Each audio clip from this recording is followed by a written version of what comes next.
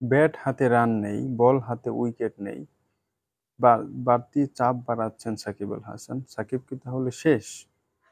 যারা এই ধরনের কথা বলতেছেন তাদের উদ্দেশ্যে আজকে বলতে চাই, সাকিব হচ্ছে একটি দুর্গ, যেটাকে নিজে গুলি করতে হয় না, তিনি হাজারো সৈনিকের গুলি নিজে কাঁধে তুলে নেয়।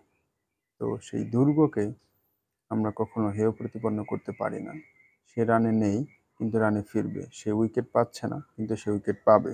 তো অনেকে যারা বলতেছেন যে আসলে সাকিব কি শেষ হয়ে গেছে কিনা, সাকিব ১০টা ইনিংসে একটাও 50 নেই, ৫ ইনিংসে তাদের রানের গড় একবারই কম। তো সে তাহলে কি আসলেই কি তার আসলে চোখে সমস্যা হচ্ছে কিনা, মানে তার চোখ নিয়ে একটু প্রবলেম ছিল, সে যুক্তরাষ্ট্রে চিকিৎসা করাইছে, বিভিন্ন অনেক কথা হচ্ছে তাকে নিয়ে, যে আসলে তো এই চোখেরই প্রবলেমের কারণে সে রান পাচ্ছে না, এই ধরনের কথা। তো ফর্মে সবাই থাকে না ভাই।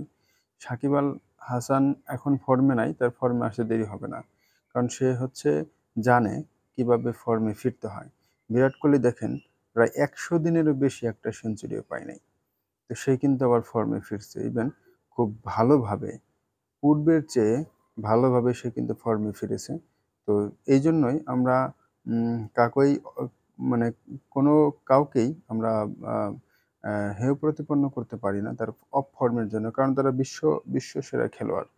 তার জায়গায় আসার জন্য অনেক প্লেয়ার চেষ্টা করতেছে। তো সেই জায়গা থেকে বলতে চাই যে সে ফর্মে ফিরবে, সে ভালো করবে এই আশাই আমাদের আছে, তার উপরে বিশ্বাস আছে। আমরা তার উপরে বিশ্বাস করি যে সে আসলে ফর্মে ফিরবে। কিন্তু নিউ ইয়র্কের পিচ যেন মিরপুরের বড় ভাই। অনেকেই বলতেছেন যে আসলে মিরপুরের ধানক্ষেত কিভাবে নিউ ইয়র্কে গেল? অস্ট্রেলিয়া থেকে তারা পিচ তৈরি করে আনছে। কিন্তু এই পিচ কিভাবে আম ঢাকার ধানক্ষেত হইল? সেখানে রানই হচ্ছে না। একটা ম্যাচেও খুব বেশি ভালো রান হয় নাই। আবার যুক্তরাষ্ট্র ওইদিকে ১১ জন প্লেয়ার, মানে 100% প্লেয়ারই তারা বিদেশিদের নিয়ে খেলাচ্ছে। তো অনেক কিছুই আছে বর্তমান বিশ্বকাপের মধ্যে, শুধু নেই রান। আইপিএল মানুষের একটা বাজে অভ্যাস তৈরি করে দিয়েছে। সেটি হচ্ছে যে প্রচুর রান হবে, মানে টি-টোয়েন্টি ক্রিকেটে। আসলে বিষয়টা অমন না। ক্রিকেট পিচ, আপনার উইকেট, সবসময় সব উইকেট এক হয় না। ইন্ডিয়া এবং পাকিস্তানের আজকে ম্যাচ শুরু হবে। তো এটা নিয়ে অনেক কানাঘুষা হচ্ছে। আসলে বৃষ্টির জন্য ম্যাচটা ডিলেই হচ্ছে। তো যাই হোক, পাকিস্তানের জন্য শুভকামনা থাকবে। আর ইন্ডিয়া তো অলরেডি একটা জিতে গেছে। কিন্তু পাকিস্তানের তো হাতে হারিকেন ধরাই দিছে যুক্তরাষ্ট্র। তারা কিন্তু অলরেডি একটা পাকিস্তানের সাথে জয়লাভ করে তারা সেরা ৮ এ যাওয়ার জন্য, সুপার ৮ এ যাওয়ার দৌড়ে এগিয়ে আছে। ইন্ডিয়া অলরেডি একটা ম্যাচ, ইন্ডিয়া তো যাবেই। ইন্ডিয়া নিয়ে কোনো কথা নেই। তারা যদি আজকে জিততে পারে, তারা তো অপরাজিত চ্যাম্পিয়ন হয়েই তারা সুপার ৮ এ যাবে। কিন্তু পাকিস্তান যদি আজকে হেরে যায়, তারা কিন্তু পথে, পথে হয়ে যাবে মামা। আজকে কিন্তু পথে, পথে হয়ে যাবে, তারা রাস্তায়, রাস্তায় ঘুরতে হবে, কোনো কথা নয়।